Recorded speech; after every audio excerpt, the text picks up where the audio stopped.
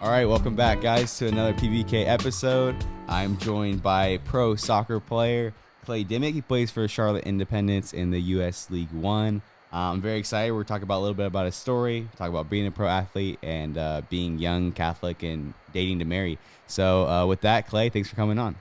Yeah, Miko, thanks for having me. I'm excited to be here. Yeah, dude, it's gonna be a fun one. I hope.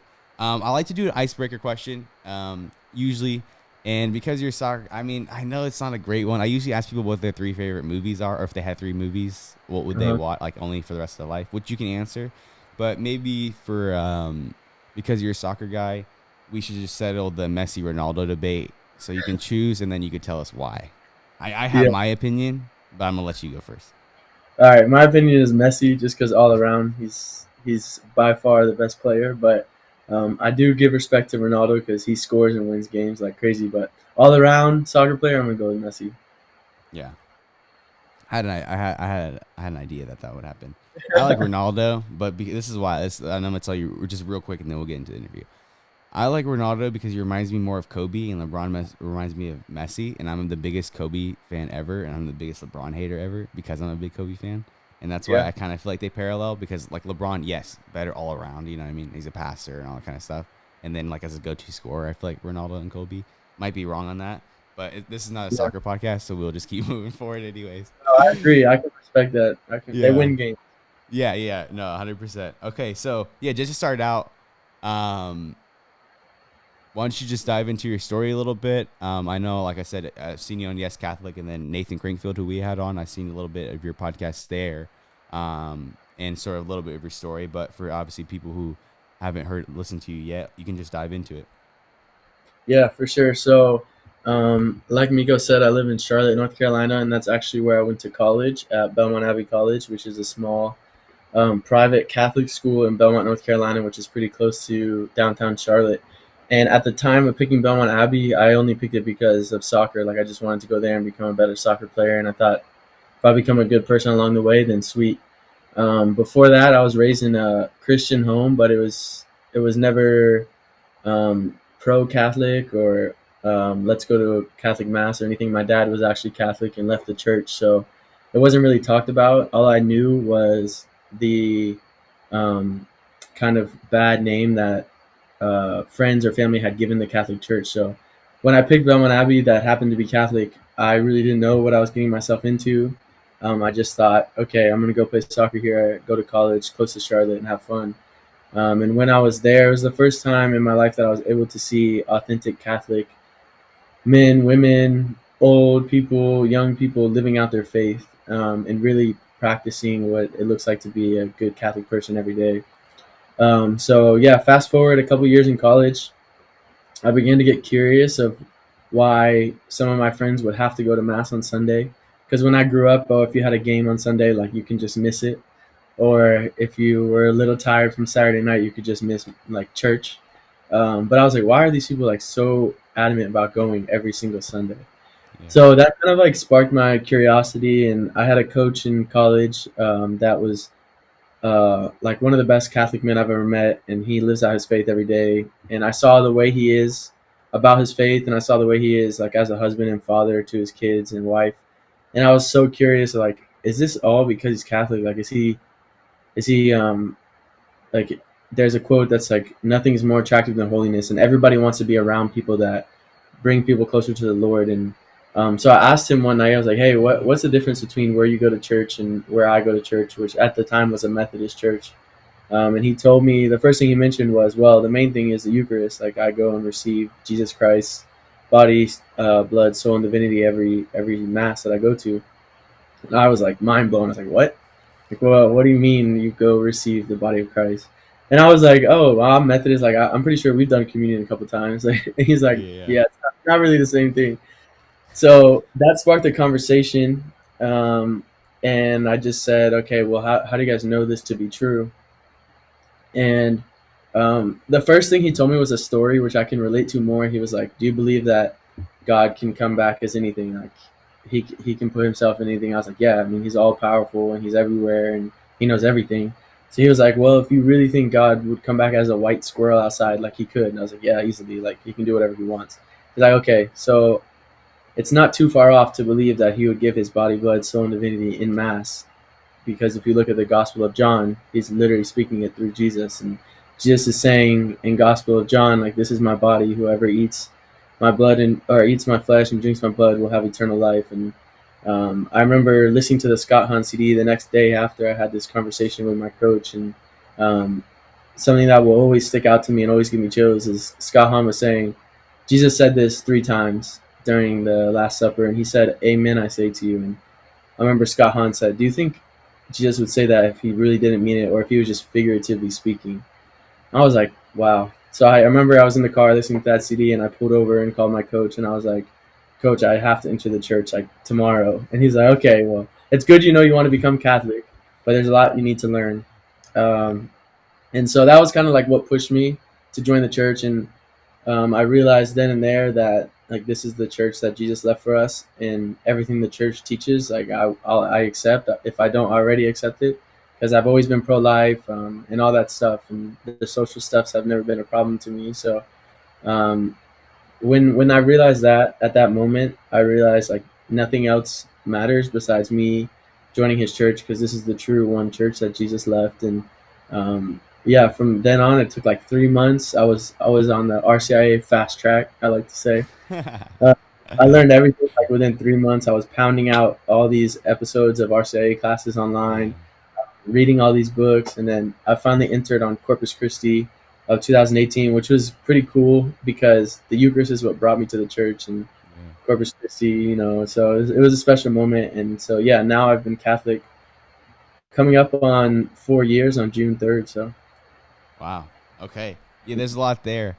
I'm curious to be a little bit about Belmont Abbey because the only reason why I've known about it, one of my really good friends, Joe, actually had committed there to play lacrosse, but then ended up and he ended up at Franciscan, obviously somehow. But I'm curious a little bit as a campus, like, is it pretty legit in terms of like it's pretty hard to find Catholic campuses, but like mm, in terms of like how was mass there, how's some other stuff, the community, all that kind of stuff. yeah, so I think it wasn't as legit as other places, maybe like Franciscan, um, but there was like enough of a core group of legit Catholics that I was able to see what it looked like to live your faith Yeah. authentically. Yeah. Um, and there obviously like the student, like the Focus ministry was Yeah. there. Yeah. And obviously we had the Basilica on campus, which is beautiful and has been around for many years. And then my favorite spot on campus is the Adoration Chapel. Um, so yeah, there's definitely enough to understand what the Catholic faith is about. But now that I am Catholic and I'm an alumni, I wish there was more, and Yeah. wish there was more legit, you know, kind Yeah. of walk. Well, I mean, like even Franciscan has its interesting things as well. So it's not like any campus is perfect, but that's cool at least to know because it's not like at least Belmont Abbey is not included generally when you think about like the more well-known Catholic universities, like actually Catholic universities. It's usually like University of Dallas, Franciscan, CUA a little bit, which is kind of iffy, but Yeah. Benedictine things like that. So they don't really include that. But I do want to at least kind of dive into a little bit more of like upbringing possibly and maybe high school as well because you said that you were kind of agreed on a lot of things like Catholic stances already in terms of like pro-life and stuff, which is not, you know, I would like to think that it's majority of Protestants, but it seems like it's becoming less. It's like pretty divided among Protestants on big sort of quote unquote political issues, more like moral issues. Yeah. So was like did you go to were you always in private schools or you in public schools? Like what was your community like? Was your family just a strong, conservative family and sort of like the environment that you grew up in and all that kind of stuff? Like what were those kind of things like? Yeah, so my family is super strong, conservative family. My dad and mom are actually from Vermont, so for them to be conservative and Yeah. from Vermont is pretty rare. Yeah. But part of the reason they left Vermont and went down to Georgia, which is where I went to high school, and I went to public school my whole life, and it was like the biggest public schools in Georgia. So um, although it used to be a conservative state, like being pro-life is probably the minority in high school nowadays. So I was just raised that from a young age that life starts at conception, and like there's life in the womb no matter how many weeks old the baby is. So that's something I've never strayed from, and I think a big part of that too is being adopted. um, I was born in Texas, and my birth mom and dad were just freshmen in college, and so yeah, I just always think back to that, like what if, like the Yeah. situation was different and stuff. So that always has hit home for me, and I think being raised and adopted by a conservative family who taught me like the morally right thing to do in all these situations, whether it's pro life or what marriage looks like and stuff like that. I've been thankful that I've been raised on that, and that's my foundation because, as I said, when I joined the church, I was like, oh, I already believe all these moral issues that they talk about. Yeah, that's amazing. That's beautiful. Okay. Yeah, I think you did mention that maybe possibly on another podcast I listened to, but that's so awesome to hear. Um, and one of the things that we didn't dive into too much was finding your wife in college. Yeah. And as someone who else, like I was telling you before, who was young and got married and was trying to find my way in life at the same time, trying to figure out how to operate in a relationship and all that kind of stuff. Do you want to at least get a little bit into that, and we can start off? Yeah, Yeah, for go ahead. sure. Yeah, so my wife's name is Catherine. We call her Kat. She went to Belmont Abbey as well, and she transferred in from Montreat College, which is a Protestant school up in Asheville, North Carolina. So she transferred in, and at the time, I was dating another girl, and she was dating a different guy, and so we were just good friends. And we both our past relationships ended, so we went on a few coffee dates and stuff. And she told me 3 times we were just friends, so she shot me down 3 times. But I was persistent, and this was before I was Catholic though. So we would always talk about faith and stuff, and we always would tell each other. It's kind of funny, but we would always tell each other, um, yeah, I don't think Jesus intended there to be all these different churches and like the Catholic Church ruling and like all this stuff. And I laugh at it now, and her and I laugh at it now because we're like, yeah, we obviously know that he didn't intend for all these places to pop up, these churches to pop up, because there's one true church. So Yeah, yeah, um, yeah. we met in college. We became really good friends. And then when the time was right, uh, we started dating. And when we started dating, we knew that we were both pretty serious. And I had just entered the church, and I had told her that, you know, being Catholic now, I can't really have a debate about where my kids should be raised or where the wedding should be and all this stuff. And she was on board. She was like, no, that's fine. I can't promise I'll become Catholic, but I'm willing to learn. And now she's in the church, so it worked out. Yeah, that does that does work out. Like I was telling you, I kind of somewhat of a similar experience. But one of the things I'm kind of curious about for your take is sort of being in college and then you're in this transition and you're talking to a girl like what how do you go about sort of finding that life partner, especially someone who wasn't Catholic, or like, what are some of the things that you're sort of either looking for, or is it something that's just for me it was just more organic? Like I was obviously 15, like I wasn't looking for my life partner at that time, which kind of just happened. But I was just kind of curious for you as you're kind of in this transition. You obviously seem like even beforehand like a good solid Christian guy, and you're in Mhm. college and there's a lot of pressure, right? There's a lot of different things, a lot of Yeah. a lot of things going on, different parties, stuff like that. Like, what is sort of your mindset? I mean, I know you're probably focused with sports and all the other stuff. So, Mhm. like, what was your mindset in sort of finding, you know, your at the time girlfriend or whoever may be potential partner? Yeah, so like the number one thing, I wanted her to be strong in her faith, and Kat was still is really strong in her faith. But at the time, she, I think if you asked her, she would say like I have a really good relationship with the Lord, like personal relationship, which was great, and like that's what I was looking for at the time. And I wanted her and I, whoever it would have been, I wanted the girl and I just to be really good friends and like best friends first, because obviously like the attraction, the physical attraction would be there, but I wanted us to be able to hang out and be able to communicate through the good times and bad times, because I mean 90% of the time it's like you're sitting there being best friends or a life partner with them, and then the other 10% of the time is like a physical attraction, and which comes when you're married. And so her and I were both on the same page with that, and we were just really good friends. And I think that's like the advice I give anyone who's kind of in that stage of searching for a life partner or a wife, or is like make sure you guys can get along and make sure you agree on like the hard stuff, like the social Yeah. issues or the faith standpoint. And if you have that foundation of that, it makes it a lot easier going forward. Yeah, I'm curious too. Did you feel? I mean, although you're on a Catholic campus, and I was also on a Catholic campus, did you ever feel sort of? I don't want to say pressure, but whether it's pressure, maybe temptation or whatever, to sort of live like, I mean, maybe some of your teammates like live the classic college life. Yeah, Meanwhile, you're trying to. You just became Catholic, and then you're also, dating to marry, and you're trying to live a certain life, but then you're also an athlete or whatever, it sometimes comes with prestige on certain campuses or whatever. Did you ever feel those sort of temptations or pressures or whatever from other teammates or just the campus culture all around? yeah, for sure. I think like the temptation is so real, um, and that's one thing I never wanted to waver from was saving myself for marriage, and I never um, thought that it would be worth it, whether it was with like a girlfriend I've been dating for 3 years or it was with my future wife. Like no matter what it was, but the temptation is real, and so you just have to be strong in your foundation and in your roots because just because you go to a Catholic school or just because you go to a Christian school doesn't mean that there's not parties every weekend or there's not people around the corner that just want to hang out and do other stuff, you know? Oh yeah, yeah. No, that's one of the things I like. Well, the thing is that at Franciscan it's a little bit different because like their parties are what we would call at public schools like kickbacks. You know what I mean? So like for the most part, it's really nothing. It's like it's just literally a social gathering is all it really is.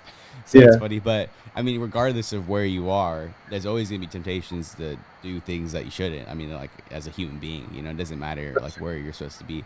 I mean, yeah, I think one of the things that's always important to think about is like to humanize everybody, like whether it's priests or yeah, just strong Catholics, like we all feel the same things, and that can be kind of yeah, lost. I think when you're in the journey and you're kind of looking from the outside, and maybe you're on those, you're on that journey of like I really want to start becoming Catholic and really start practicing. You can kind of feel that tendency that people don't feel or are at the same place that you are, and it's yeah.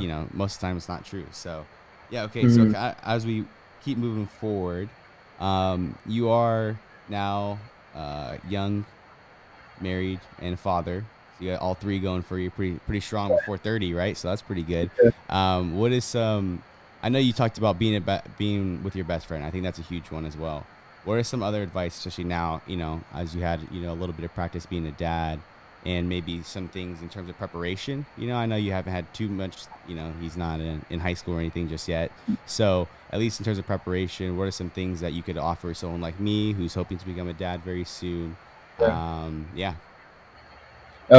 The first thing is like the kids, even at how young he is, it's not even a year yet. He's 7 months, about to be 8 months, but they can see everything and they pick up on things really fast. And one of the biggest things that they can pick up on is how you're treating your wife or how you're treating their mom, and that just like kind of sets an example for them even at a young age. So first and foremost, like it's you and your wife, you're the team, and so you guys want to make sure that you're an all star team at all the times, even in the hard times, and can communicate through that. And the other thing that me and my wife have been super big on is just being present and um, not letting technology or other events and stuff like that get in the way, and having really intentional time with Callum, our son, and intentional time between Kat and I, and then obviously all three of us together. But I think being present and loving your wife the best you can goes such a long way because um, she undergoes a lot of physical changes, emotional changes, and she's going to need you to lean on a lot of the times. Yeah. Yeah. Okay. Yeah. That's some good stuff. I know it's a lot to try to take in, I think, because a lot of times it's like you can prepare as much as you want, but until that, baby's there in your Yeah, arms and you're looking at what you've created, I think it's always going to be something different. for Um, sure. yeah. No, I think that's good stuff. I do want to kind of move a little bit into sort of your soccer journey because I think it's an interesting one. And, there's not too many sort of professional Catholic athletes that are at least super prominent. Everyone knows the Harrison Butker and some other guys. But We I grew guess up playing sort of, soccer against Harrison. did you? Yeah, so we know each other. He Wow. played soccer in Atlanta too, and we know each other pretty well. Oh, sick. Okay, cool. Yeah, okay, that's pretty sick. You guys are like the same age then, like same class or what? Yeah, same exact class. Yeah. Wow, that's sick. Okay, cool. Well, there you go. Yeah. So, what was your journey like? I mean, obviously, like I was telling you before we started recording, I played soccer from like 4 to 13, and then I should have stuck with it because I'm only 5'6", so I chose to play basketball instead. And things happen, man. I couldn't. Basketball chose me, man. I didn't choose it necessarily. But yeah, what was your like soccer journey like and all that kind of stuff? I'm sure you're traveling all the time, doing all that kind of stuff. But yeah. Yeah, yeah. Growing up, I was traveling all the time on different region teams, and it was called Region Premier League. So we'd play teams obviously in Georgia, South Carolina, North Carolina, Florida, Tennessee, the Southeast kind of. And then I was actually being recruited at Stetson University and UAB, which is University of Alabama Birmingham, which are two Yeah. really Division One schools for soccer. And I obviously know now why they didn't work out, but at the time, like they both had offers on the table, and like one coach left and went to a different school, and I didn't know any of the coaches, and the other one had like a falling out between the whole department. And I was like, I can't go to either one of these. And so the only other school that I had been keeping up tabs with is John Keating from Belmont Abbey, because he had been chasing like coming to my games and messaging me since I was like a sophomore or junior. And I was like, all right, if I go here, I know I'll play. And I think the biggest thing from a soccer standpoint was I needed to go somewhere that I would play in games right away so that I could develop as a player. And so that was the biggest uh, reason I chose the soccer team at Belmont Abbey, is because I knew I would have an impact as a freshman. So freshman and sophomore year, I did well and played. I think I played every game at the Abbey, so every game from freshman to senior year. Um, and then after that, coming out of a small school to try to go to the professional league was really tough. So it took like a long journey to get back to Charlotte. I had to play in a summer league for one summer, and it was in Charlotte as well. And then um, it wasn't even a contract right away with the Independence. They asked me to come in for a preseason trial, which is like a tryout basically, but you're with the team. And I was there for a month or two, and then they finally offered me a contract in 2019. And then 2020, they picked up my option. 2021, new contract, and then this year, a new contract. And now I'm the captain of the team. And so it's just been like a long journey. And to stay in the same place for 4 years as a professional is probably something I'm one of the most proud about, because I was an underdog coming out, and then now to lead the team, I feel super um, honored to do so. So yeah, it was a long journey, but I wouldn't have it any other way, because we love Charlotte and we're able to stay here. You know. Yeah, yeah. No, that's so sick, dude. Um, yeah, I mean that's so crazy. Was it like the plan always to go to college and like that was the step to then become a pro? Like that was always Yeah, the plan and the goal. yeah. Now things have changed, but when I was in high school, um, it was still the plan: go to college, then go pro. But now they have pathways to not go to college and just go pro from there. But Yeah. um, personally, I needed that development in college. Like I became a much better player, and um, so college helped me. But now that there's a different option if you want. But yeah, for me, it was always college, and then try to go pro. Yeah, I just asked because like for me, as like a freshman and sophomore in high school, that was the plan.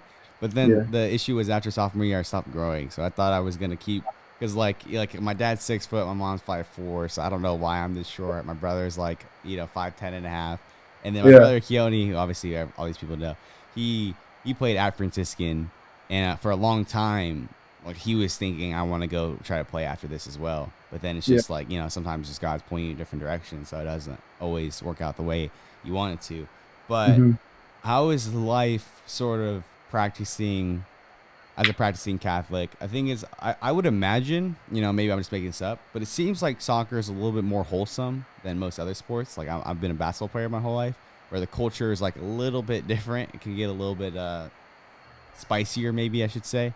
Yeah, Very ingrained like hip hop culture and some other things. So where like I don't want to say it's a bad one, but it just depends. All depends sort of on personal, I guess, experience and kind of who you're with and your team and stuff like that.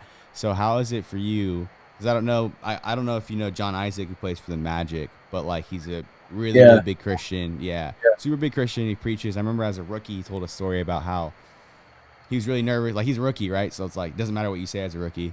And he was preaching at a certain church in Orlando, and he had basically like, just I'm just gonna at least invite them, and how big that was for him to invite, his teammates, even though like no one showed up. It was like it was just about him coming out and saying like, hey, I'm a really big Christian. Basically, is what he was trying to come through and say. So I Yeah, imagine it could be like that for a lot of athletes, but how is it for you particularly? yeah, definitely.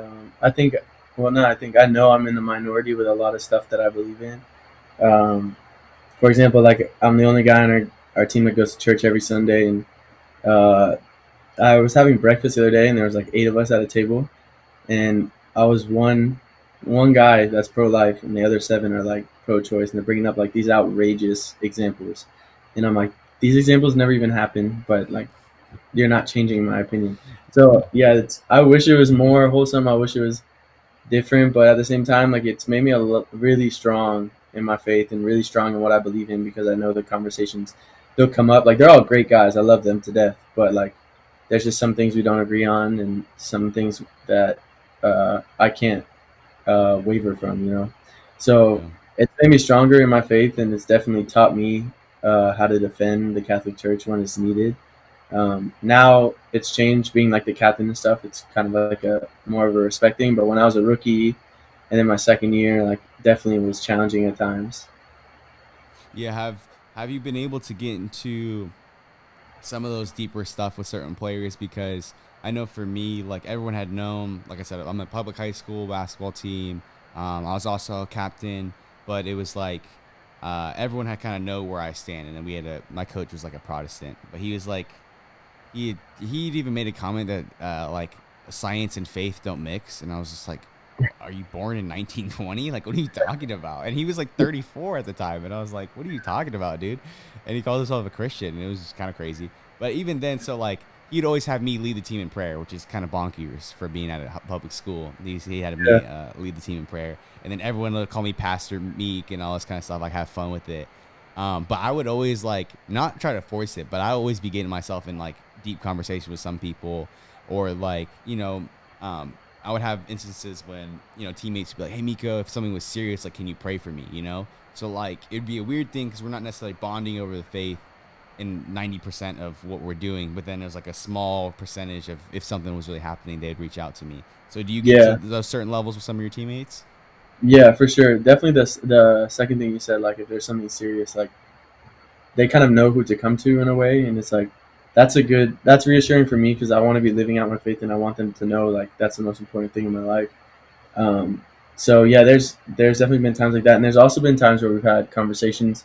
Um, a lot of the times, people who see differently uh, get angry in those conversations, which is like I feel like when they kind of run out of things to say, then it doesn't end too well. But yeah, the conversations come up, and I'm happy to have them, because like at the end of the day, we're supposed to be making disciples, and so Yeah. uh, yeah, they definitely come up. But I do sometimes have to pick and choose of like if this is the right time to do it, because I know this guy's just gonna get super pissed. But Yeah. Yeah. Yeah. No, no, you have to play that game. yeah, Yeah, it's like there's moments like I said, we both in the public school, right? So it's like you understand exactly like where to go with who to go with, and so yeah, I was just and I'm curious about some of that stuff. And do you feel? I mean, do you feel like the reception is generally pretty well? Like I imagine, especially as a captain, you're not like cast aside. It's probably just yeah, small talk, and then it's like, oh yeah, that's Clay, like classic. You know what I mean? Classic racist Clay over there, whatever they call you, or something like that. Like that's what happened to me. They'd always be like, yeah, I would be like playing 2K with my friends in the party, and they'd be like one of my friends would be like, "You guys know Miko's racist and homophobic," and I'm like, "Sick, dude. That's what we're gonna do right now." And it wouldn't even yeah, be like, he's not being fully serious, but I mean, I guess they're kind of serious about it. But it'd be this kind of fun thing, and then like we could have a conversation and move on. Or there's be times, if it's one on one where like you can really dive into it. Like, are you still able to yeah. have that, or is that something you just kind of like in totality stay away from? When it's one on one, it's definitely easier to do it. But like for example, when I was at the table, it was like a year or two ago, and I was the only pro life guy. Um, then it gets kind of like, what the f Clay, like that's effed up and all this stuff. Yeah. But um, recently, my roommate on away trips in the hotel, he's asked me like why I saved myself for marriage, and so when it's conversations like that, they're way more receptive, and like they Yeah. want to have those conversations. So like you said, it's just like picking and choosing the time and place. That's sick. No, I love those conversations, man. Those are the ones I like. I live for, honestly.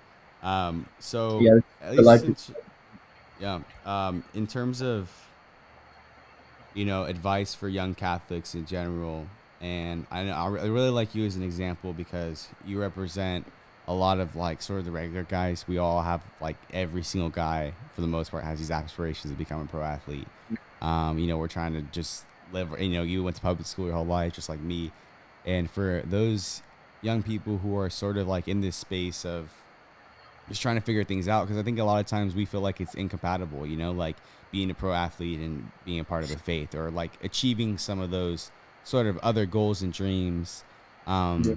are not generally, whether it's like an actor or an artist or whatever, those are not usually things that are compatible with the faith, or so we think are. So what is your advice for, I guess, sort of young Catholics who are in that same space that you are, right? Trying to maneuver around things.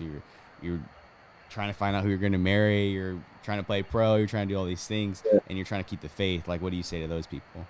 Yeah, so obviously the first thing is like to make sure your priorities are in line. And for me, ever since I became Catholic, like I want to know, love, and serve God more and more every day. And it's part of my morning offering that I make.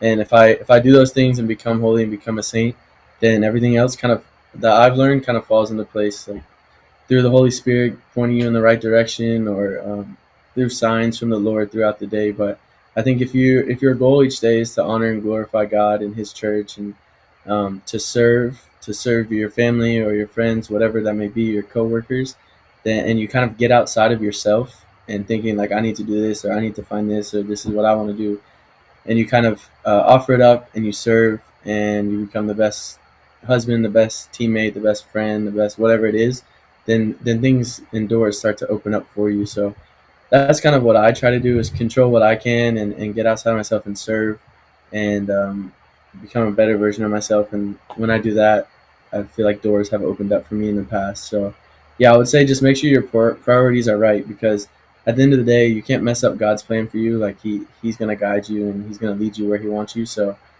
making sure your priorities are right and that you're becoming the best version of yourself in the meantime is probably the top advice I could give.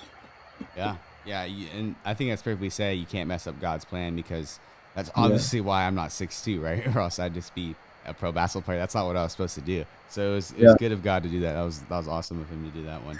But one of the things I was curious about is, over these last 4 years, what's the routine look like for you? Like, obviously you have your morning offering, like in terms of like spiritual and physical. Like, what does that routine sort of generally, look like? Yeah. So when I wake up in the morning, our son's usually up like pounding at us. So he usually is our alarm clock now. Then they can stay in bed and play for a little bit, but then I have to get my day going. But I read from a daily Catholic moment, which is a moment with a saint each day, and it just goes by the date. And then I'll do my morning offering after that. Then I'll head out the door, and usually I have to be in around 8:30. And between meetings, rehab, training, the gym, I usually get back home at 2.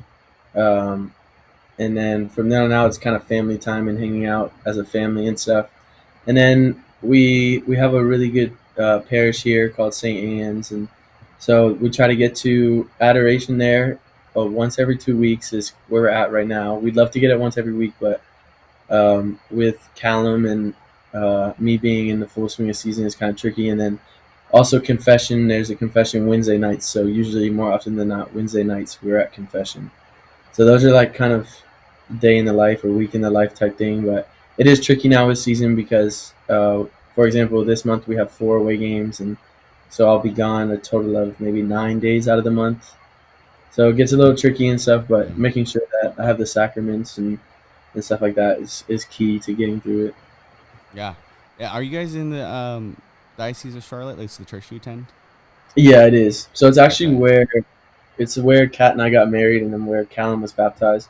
Okay. And yeah, we love St. Anne's, and Father Reed is, we call him the goat. I call him Father Goat because he's the greatest of all time. But Father yeah, yeah. No, I'm just curious because my friend Jake, who I had on for the first sort of interview that I did, He would always talk. He always talk about the Charlotte Diocese and how they're just pumping out just Oh yeah, seminarians and all. Like they're in it, and like I don't know. At least from a distance and what he showed me, it looks like one of the more sort of base traditional dioceses. I don't know how to say that, but you know what I mean. That yeah, I've yeah. seen at least in the area. Is yours pretty trad, pretty good? Yeah, super super trad. That's We good. actually picked. We are going to a different parish, and then when we moved here after the wedding, we had became close with Father Reed through our marriage prep, and we realized like this is like to the core a traditional Catholic church. They won't ever waver. So Yeah. we became parishioners of St. Anne's. And speaking of the seminarians, like those guys are, they're salt of the earth. Like they're amazing. They actually came out. I had a few of them out to our last home game. I'm pretty close with a couple of them. Oh, sick. So yeah, they were pretty instrumental in my journey to the church too. Because I was like, dang, these young guys are awesome, and they're like Yeah. become priests one day. Like how cool is that? So Yeah. yeah, it's really awesome having the seminarians close by too. I think that's probably the most underrated thing for a young Catholic, right? When you think about advice, I think finding a good church is probably like it's got to be up there. I think about even, you know, when I think about or when I thought about where are we going to be, in terms of permanently with me, my wife, my family, and all that kind of stuff. Like I'm always thinking like, okay, it's either got to be like an FSSP parish or just a really, really, really good parish. And I think Yeah, like because I think that really changes your whole experience. Like for me, when I was at Franciscan, the difference that I felt going to St. Peter's, which everyone who has been in Steubenville knows about St. Peter's, and then being on campus is like two completely different things. And like if we hadn't known any better, it might even look like two different types of like faiths. It might look like this yeah, is like Lutheran or whatever it is. You know what I mean? Like it might look like that to somebody. You drop right. Thomas Aquinas from the 1400s here, he might be very taken aback, but with some of the other things going on. So I think it's Yeah, like one that we don't think about enough. And obviously, finding a good parish usually means a traditional one because you're not going to find a lot of seminarians unless it is a traditional one. Because like I know I've been in a diocese where like we had maybe you know one in a whole year. So it's been like or two over a span of a few years. It's been tough over there.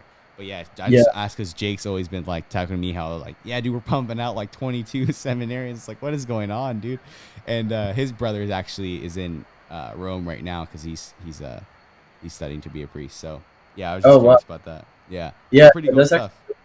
yeah, it's a good point you brought that up about the parish. Just because, for example, we had a couple that they're just dating and they both go to Belmont Abbey, and they've kind of reached out to us with questions and stuff, and they're not Catholic yet, and they went to a parish near Belmont Abbey that Kat and I know of, and if they would have asked us where to go, we probably wouldn't have recommended it just because we've been there a couple times and I've seen some stuff.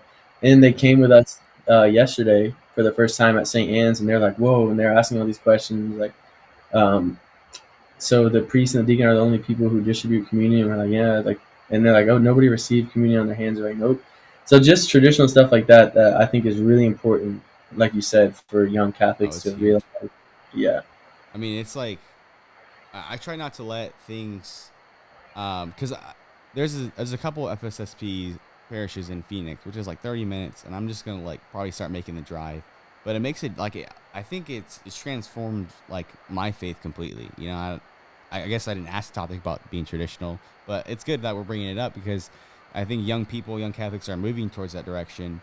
But it's also like our church has to. I think it's the only way that we sort of get out of this stage that we're in and with all this the scandal with priests, but I think not even just sexual scandal but the scandal of like not being a true Catholic in a lot of these spaces. Like it shouldn't, like we have the German bishops or whoever it's going to be, the James Martins, and like that's also a scandal that we need to get in, and we can only return to by returning to tradition really. right. And I know it's taken my faith literally to a whole nother level. And Mhm.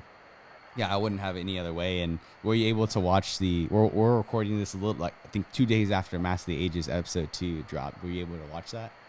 I wasn't. Did you watch the first one at least? No, I Or haven't. no? You have You to haven't fill watched me it in. yet? No, you have to fill me in. Wow. No. So Mass of the Ages, if for those of you who don't know what it is either, It's I forget who it's by. My dad actually is hoping to get him onto World of Blaze YouTube channel so we can interview him. But it's basically like Netflix documentary style, super professional. It's really well done. But it's basically about the Latin Mass, and he goes to a bunch of different parishes and like shows film of it and asks different priests about it. So really diving into it, and then so episode one had a lot about sort of a mom who had lost her husband and had her kids. So still had the kids, but lost her husband when pretty young. So the kids are still pretty young, and Mm-hmm. talking about what the Latin Mass meant for her. And then the second one really gets into sort of like not as much Vatican II. It does get into Vatican II, but a lot about sort of the council after. That's when they're talking about, I forget the Latin word for the council, but when they're really talking about sort of possibly changing the liturgy and stuff like that. And it's fascinating, Yeah. dude. I would highly recommend that for Yeah, I everybody. will. I will. We Yeah. actually had somebody come that's making a documentary, and they chose St. Anne's as a parish of Oh, Charlotte really? to come. But it's not called. I forget what the name of his documentary is going to be. But he was just going to parishes in each diocese in the country. Really? Do you know who it was? The name of the Uh, guy? no, I forget. But he was like talking to Kat and I. Like Father Reed introduced him to Oh, us. sick. But Yeah, it's cool. They did some stuff at Star of the Sea in San Francisco, which is the church that me and my wife got married at, uh, because he was originally in Modesto with us, and he had baptized both of us. So we thought it'd be really sick to go over there, and it's a beautiful parish. And in Modesto is not, you can't get beautiful parishes. It's kind of hard. But anyways, okay. As we wrap up here, I just got one more for you.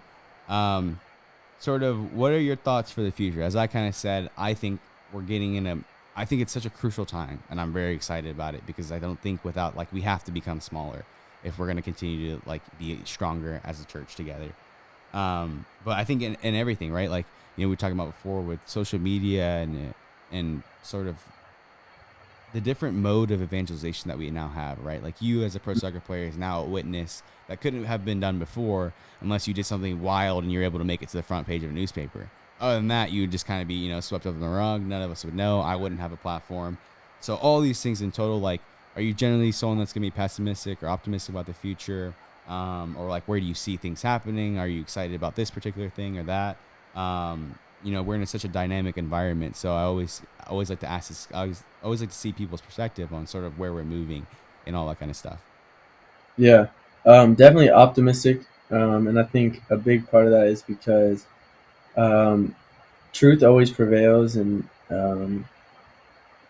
the church is so true and so based off of truth, and like everything they do is from Jesus and passed down through all these years. And so I think that like in the end, no matter what, the church will teach truth and bring people to Jesus. And I'm just optimistic because, like you said, I think that there will be a return to tradition throughout Catholicism because, in the end, tradition is what's going to bring new people into the church. And they're going to see all the craziness going in the world, whether it's social issues or new churches popping up left and right and teaching all this stuff, and their pastors doing all this stuff. And it's like, whoa, the Catholic Church hasn't swayed at all in thousands of years. So I think that tradition is going to be a huge part of what brings people into the church and what makes people that who are already in the church a lot stronger in their faith. So definitely optimistic, and being a new Catholic, excited because I still have so much to learn, and now raising a kid and hopefully more kids when the time comes, like raising kids in the church. And I think it's definitely something I look forward to. Yeah, I'm with you right there, dude. I'm so excited because there's people like us who are young and married, and we're ready to like get after it. And Yeah, I'm ready to like start, hitting up the gun range and getting trained in that stuff. Like we both said, we're ready to be self-sustaining, get some land and really start getting back to the roots of what society should be. And I think I was listening to New Polity, and they were talking about how a lot of people talk about like leaving legacies and family and all that kind of stuff, and like what they would do, and I think the best thing to do would be like to leave land for your family and your kids and these generations, and where they have food and they don't, everything is there, as yeah, opposed to like dropping your kid off to go take on more student debt and then go to the grocery store in the cycle, like how important some of that stuff is. So I think it's awesome because I think us young people are once thinking about this stuff, and the boomers are still playing like the banjo at mass. So like we'll let them keep doing what they're doing, and the young people are gonna take over soon. So I'm yeah, excited about that as well. yeah. Yeah. So, anyways, I think that's really it for us. Thank you so much for joining me, Clay. It's been awesome, really a pleasure. You know, one of the things that also makes me excited is people like you and Nathan, and just kind of knowing that like we have some more normal guys living out their faith, trying to do the same thing, traditional men, you know, and that's such a big thing that I'm so excited about. So thank you for coming on. I'd be happy to do anything in the future. You just gotta let me know whatever you want to talk about. You can always come on, and yeah, hopefully one day we can also unite. Maybe me, you, Nathan, just go For sure. camp out or something. You know what I mean? I'm down. Yeah, I appreciate it, Miko. I loved joining in, but yeah, definitely we'll have to stay in touch, man. Yeah, dude, for sure. Yeah, thank you, and thanks everyone for listening. If you made it this far, you know, maybe check out some of my boys' highlights on YouTube. Maybe see if they're playing on, you know, ESPN or ESPN2 or whatever ESPN we got going on. You know, tune in. I was able to catch a little bit of a game. He's the captain, so don't disrespect him. You know what I mean? He's not a scrub. You know, he can really do this. So with that, thank you guys for listening. We'll see you on the next one. Peace.